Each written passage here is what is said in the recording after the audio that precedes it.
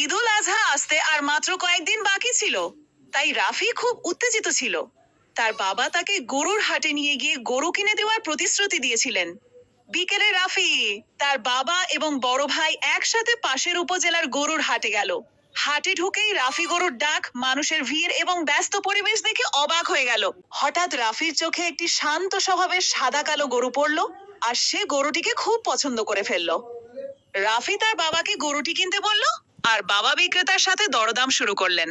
অনেকক্ষণ কথা বলার পর তারা গরুটি কিনে আনন্দের সাথে বাড়িতে নিয়ে এলো। রাফি গরুটির নাম রাখলো চাঁদ এবং প্রতিদিন তাকে ঘাস খাওয়ানো ও পানি দেওয়ার মাধ্যমে যত্ন নিতে শুরু করলো।